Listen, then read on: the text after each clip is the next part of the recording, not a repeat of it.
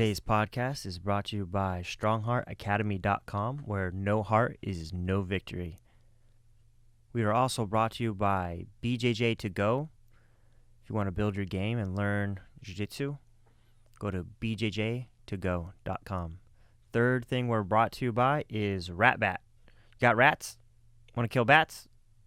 Kill them with a rat bat. Fourth thing we're brought to you by is hot dog flavored water ingredients. If you want to add it to your smoothie, hot dog flavor ingredient. Okay, so today I'm going to talk about friends. So my first friend I ever remember having was a neighbor who also went to my church. So we were living in Sunny Slope in the ghetto, and my house was here. There was like a canal. I would crawl down at 5 years old, then walk up like a little mini mountain in Sunny Slope. There's these little tiny mountains. And then he lived on top of the mountain, and he was probably, 4 or 5 years older than me. 4 or 5 years older than me. I still know him to this day. His name is Randy. And I don't know if his parents told him he had to play with me or what, but we had fun. I remember he was into G.I. Joes. I like G.I. Joes. It was that simple to make friends, you know. And I still know him to this day.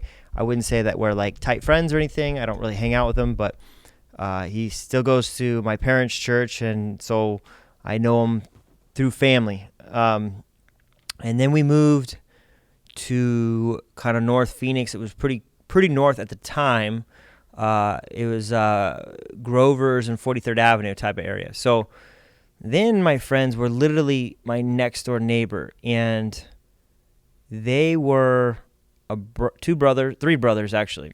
And the youngest brother was my age, but I was held back a year in first grade. So he was in school, he wasn't my grade. He was a grade above me, but we were the same age. So we would hang out every day. I literally would just walk next door. Literally next door. Sometimes walk through the rocks, and then, knock on the door.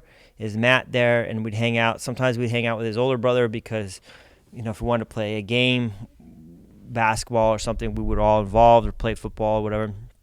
And then across the street, almost literally across the street, was another friend, Ryan, and he was my other friend. So your first friends are usually, could be cousins too, but my cousins, none of them were my age, and the ones that were girls, and I didn't see much. We didn't hang out as much, once or twice a year. So, sometimes your cousins are friends if they're around a lot, but mine were not. So those are my first friends that were around. Matt was also into G.I. Joe, so we did that. We were into wrestling. We wrestle around a lot. Kind of my first thing into grappling. We were into WWE back then, WWF back then, actually. And so we wrestled. We played basketball. And then my friend across the street, Ryan, his mom would watch me sometimes. So we would swim at his house. I'd swim next to her. I didn't have a pool, so we swim. And they were good. They were good friendships, They were bigger, always bigger than me, always stronger than me. But they treated me good. And then Ryan kind of got me into comic books when I was young and horror movies. So I got to see some crazy horror movies when I was young that I would never let my kids watch, like Hellraiser when I was 8 or 9. Crazy movies that I got to see because he was into them. He was older. Also, Ryan was maybe 3 years older than me, I'm guessing. 3 or 4 years older than me. And then he was the same age as Matt's brother too. But they weren't real friends, really. I don't know if they're just different or whatever. But Ryan hung out with me. So I hung out with a lot of older people when I was young, or a few years older than me. So I kind of felt like it helped with my maturity a little bit. And then I was always held back. So all my peers in my classes were always 1 year younger than me throughout school because I did that at first grade, got held back. So I took first grade twice. And then every year I would be a year older. and I was still smaller than everybody else. But so those are like the first friends, and those experiences, those shape you into who you are. And it's funny, like how in the beginning it's just like proximity is your friendships, and I used to be nervous to make friends sometimes, like, oh, what if they don't like you? You meet new people, you don't want to talk to them when I was a kid. And then as I got older, I was like more open to talk to just about anybody. And I kind of got that from my dad, I think, is like, I noticed my dad was a pretty conservative guy. And he would be friends with people that were not like him at all. Like his best friend was Laddie, and Laddie was like really loud and swore a lot and drank a lot. And my dad didn't drink, didn't swear, but they were like best friends. So I realized, like, you don't need to agree on everything or do exactly what your friends did. And for me, like, I feel like that was a good example. So when I got older and I started making different friends, and if they were making bad decisions, I didn't necessarily do those bad things that they did. So then comes along my friend Chris. And Chris was, I met him in first grade, and he was pretty bad back then. Like, he was he was just like to get in trouble. And the first time I met him, he kicked me in the balls. And I don't know how we became friends after that, but we did. And he was just an aggressive kid, and he liked to do bad stuff. And then we kind of weren't friends in second grade, and then third grade I became friends with him again. I think we took the same class again. And then he lived really far away from me. So I lived at 43rd Avenue. He lived at I-17-ish area and Union Hills. So I would ride my bike pretty much every day all the way to Chris's house. And it was pretty far. But I did that, and then I come home at night. I don't know how many miles that is. I never figured it out, but it's a couple miles. And then that was another friend that kind of influenced me. And with him, he was just fun, and he was up for anything. And sometimes I would do the bad stuff he did, but many times I would try to talk him out of it. And it was like, I felt like I was the angel on his shoulder, and I didn't win out most of the time. He would still do the bad stuff. And then I would just like, peace out, I'm not going to partake or whatever, and I would do my own things. But I mean, ever since first grade, he was bad. He got kicked out of elementary school. I mean, that's how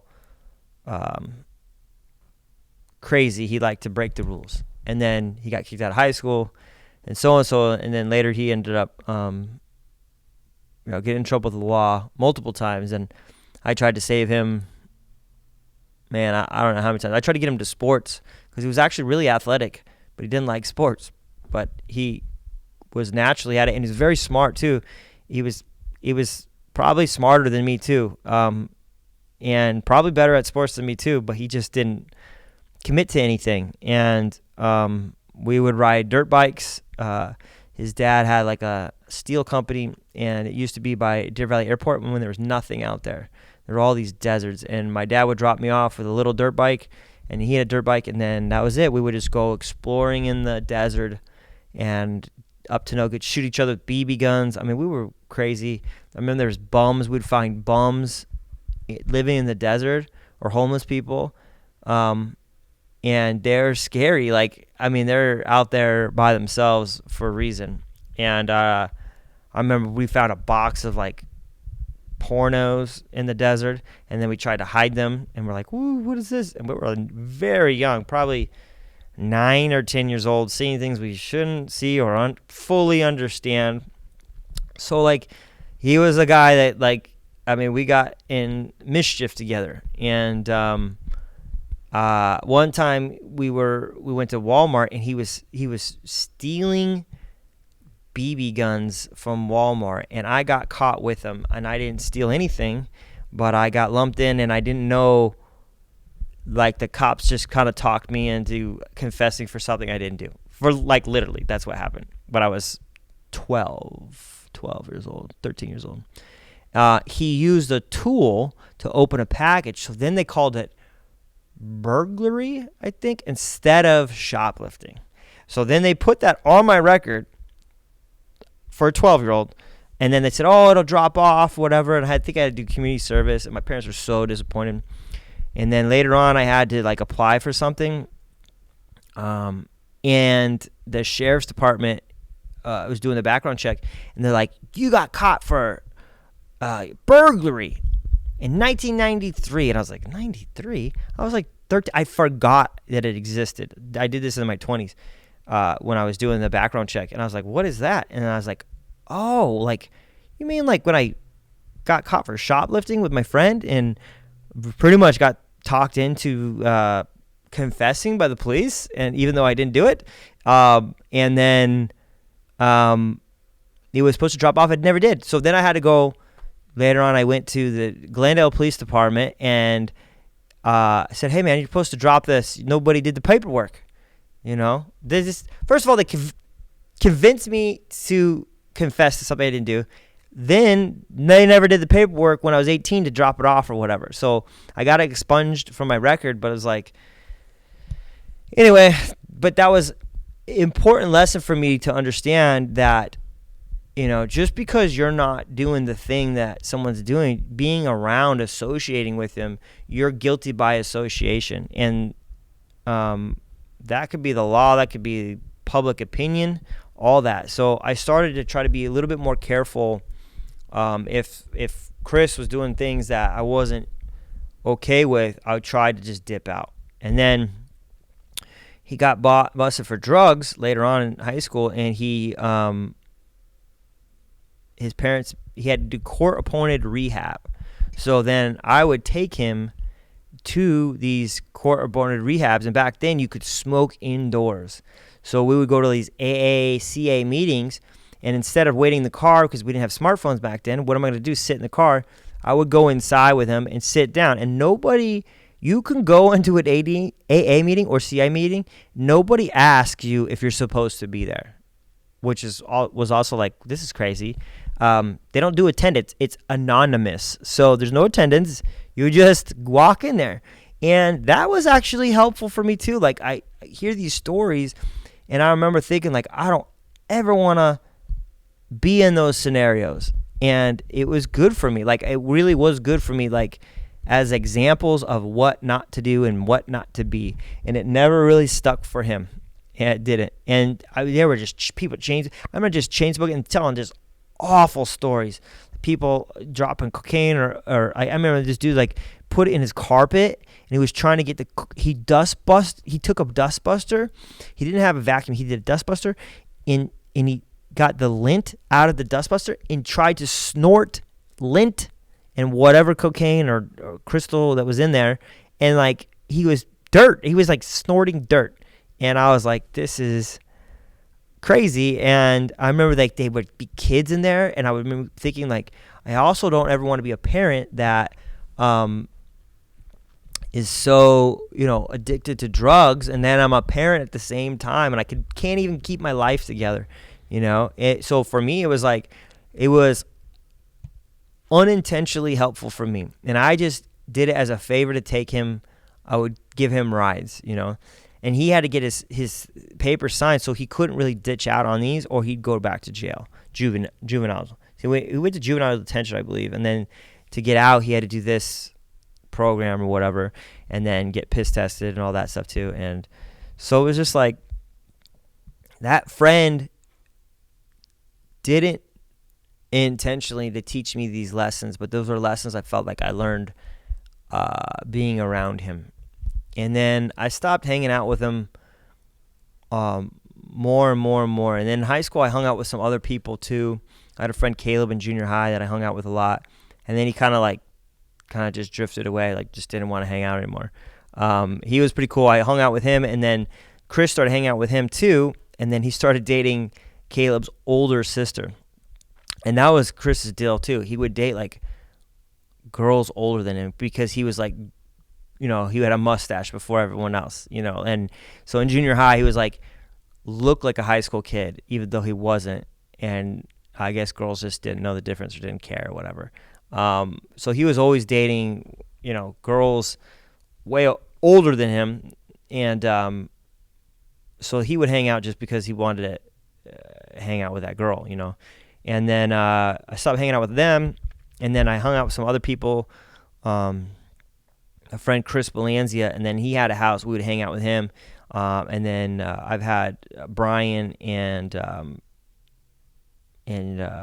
Obit Keith on my podcast too. They actually inspired me to start a podcast, and that was kind of a house we'd all hang out. And the dad wasn't around a lot, and unfortunately he passed away this year, but it was like a hangout spot, and I would hang out with them all the time, and we had a blast together. And it was just kind of a cool spot. They were cool dudes. They did sports too, but I remember at one point, like, we were really harsh with each other, and there was another kid, Justin, that they would like make fun of, and they would make fun of him to the point where like he would cry. They used to call him Wednesday, and they were just vicious. Wednesday, like the Addams Family, but Wednesday was a girl. So they were just brutal, and sometimes guys can be brutal, and it's like kind of verbal combat. And I just didn't feel good about and I didn't feel, and then I never got picked on really at all by anybody, and but I just didn't want to be. I didn't like that feeling of like putting each other down. Like it could be in fun to poke at each other, but it turned into like sometimes, and they might have a different opinion completely on this, but it turned into like just putting each other down to make yourself bigger. And they're still friends. A lot of those guys are still friends today. And I wasn't as comfortable. So I stopped hanging out with them as much. And then when I got a girlfriend, I was hanging out with her more. And then I wrestled, and I was hanging out with friends from wrestling team. And so I started hanging out with a lot of different people. Then I had a friend in high school named Joe, who's still my friend to this day. And I'd give him rides home every day. And then, he was into comic books too, and he didn't do any sports at all. And he was kind of a creative person like me, and I met him in my computer illustration class, and he's just like a good friend, and he never tried to put me down, or never like, and he was always himself. Like he never, and to this day, he's still himself. Like he doesn't try to fit in with anybody else. And I always respected that about Joe. He's still my good friend today. And I just started hanging out with him more, and some other people. Hung out with a lot of different people in high school. And then my senior year, I actually became prom king. And the reason I think that happened was that people voted like the same people every year for like homecoming queen and king, and then prom king, and like they were like the popular kids. And I didn't hang out with just the popular kids. I hung out with like everybody. And I think people were just like, yeah, Mike's cool, like we'll just vote him in, because I was around people that might not have voted at all, like that weren't in these cliques. I think they might have voted for me because I tried to be nice to them. And then my girlfriend at the time was like very academic, and she was in academic decathlon, so I hung out with like some of them too, and I was always friendly to them. I wouldn't say we were friends, but I was always friendly to them, so maybe they voted for me too. Like he's not a jerk to me, and that's just kind of how it was. But then I came to the realization as I got older, I was like, I'm mobile, and I could be friends with whoever I want to be friends with. So it's not proximity anymore. It's not like the people around me. So then as I got older in my 20s, I tried to start hanging out with people that were better than me, made more money than me, smarter than me, stronger than me, more artistic than me. And to this day, I like people that I try to surround myself with smart. I try not to be the smartest guy in the room, that type of thing. And when I meet new people, if they're not, I still have all my old friends, but if new people aren't trying to better themselves or wanting to better themselves. It doesn't matter where they're at in their life. They could still be kind of in a rut. But if they're not trying to get out of that rut, and it's the same, and I hear like the same problems over and over again, and they're like wondering why, they're getting divorced and can't keep a girlfriend or can't keep a job or can't keep. I don't hang out with those people, and I kind of move on. It's my time is limited, and it's not for people that aren't trying to be better and inspire me to be better too. Like I need inspiration. So I like people that entrepreneurs, top of their fields, and jiu-jitsu. So in my 20s, jiu-jitsu became my friends, and I'm in my 40s now, and they're still my friends. So I still have my friends from like high school, some of them, but most of my new friends are jiu-jitsu people, and so many different types of people do jiu-jitsu. I mean, lawyers and doctors and landscapers like myself. I was a landscaper. People, pool guys. I mean, it runs the gamut of people that I've met with different jobs. Engineers, computer engineers,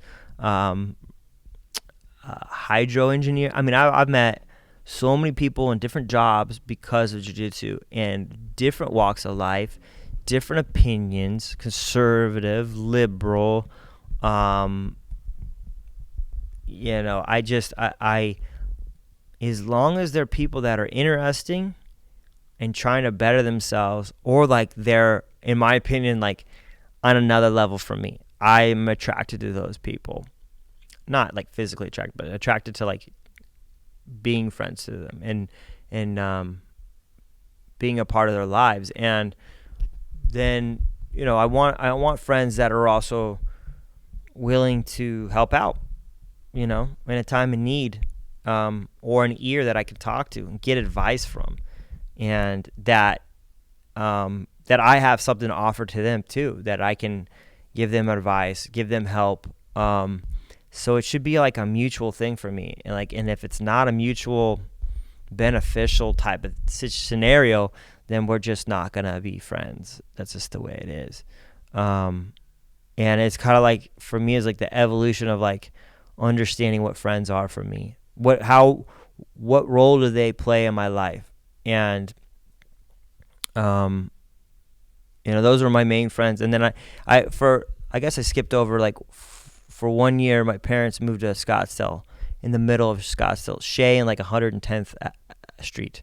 And it was like super wealthy place, and we did not fit in there. And that was a whole nother thing, making friends with really wealthy kids when I was like the poor kid. And those guys were cool too. And then we moved back, and then I lost touch with them. They're probably balling out of control. These guys are, were raised wealthy, and they probably were stayed wealthy. But for now, like, my friends are mainly jiu-jitsu people, and they have to have something to offer, and something that I can help, like mutual offer, like I can help them too, and not just jiu-jitsu, but friendship. And so anyway, I just want to talk about friendships and share kind of my journey through that, and I try not to waste my time, because I don't have a lot of time, with people because people can drag you down. It's like saving somebody that's drowning. It's dangerous to jump in, because they can pull you down with them, and then you both drowned. So I try not to be around those people anymore. I tried that with my friend Chris, and again, I got caught for something that I didn't do, and then it only got worse. And I'm glad I stopped hanging out with him, because he ended up having to go to prison. So I could easily got caught up in that life, and it's not really who I am. And I tried a long time to help that guy, and sometimes, man, I feel guilty that, like, I didn't do more, but I don't know what else. He made his decisions, and like, you can't force someone. You can lead a horse to water type of deal. And if they don't drink, then that's it. That's that. And